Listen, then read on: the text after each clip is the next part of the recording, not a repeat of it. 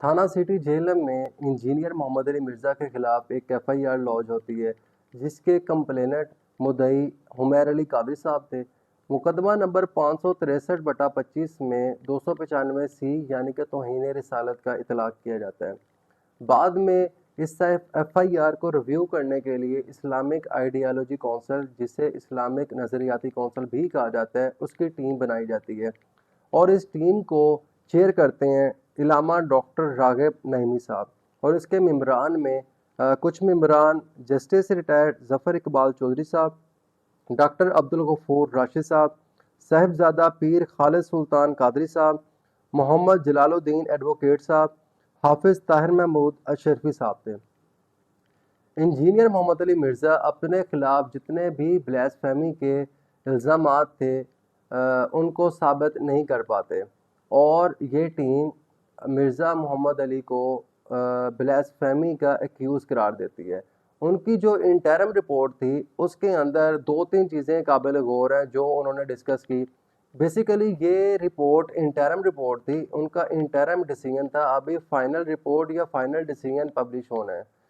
इस रिपोर्ट के अंदर एनसीसीआईए की तरफ से एक इन्वेस्टिगेशन रिपोर्ट शेयर की गई इस्लामी नज़रियाती कौंसल को, जिसके अंदर इंजीनियर मोहम्मद अली मिर्ज़ा के फेवर में जितने मुफ्ती साहिबान ने अपने फतवे दिए थे मिर्ज़ा साहब की फेवर में, जस्ट उनको ही इन्वेस्टिगेशन में शामिल किया गया और जो कंप्लेनेंट की तरफ से जो सबूत दिए गए थे या जो फतवे दिए गए थे मुफ्ती साहिबान की तरफ से, उनको साथ अटैच नहीं किया गया।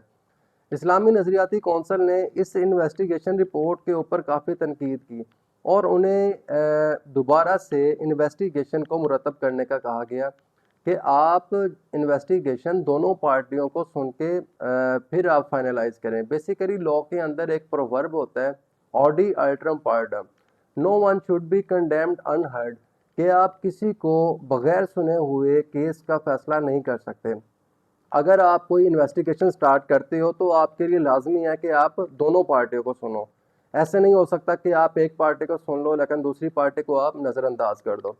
साथ ही साथ जो है इस्लामी नज़रियाती कौंसल ने 295 सी के साथ साथ 295 बी का भी एडिशन किया कि मिर्ज़ा मोहम्मद अली कुरान मजीद की भी तौहीन का मुर्तकब करार दिया गया और साथ साथ मसीही बिरादरी के कुछ लोगों को भी डायरेक्शन दी गई कि आप अपने जो आपकी मुक़द्दस किताब है उसके ज़रिए आप देख के बताएं कि आया कि मिर्ज़ा मोहम्मद अली ने जो इल्ज़ामात आपकी किताब के हवाले से वो लगाए हैं वो दुरुस्त हैं या नहीं।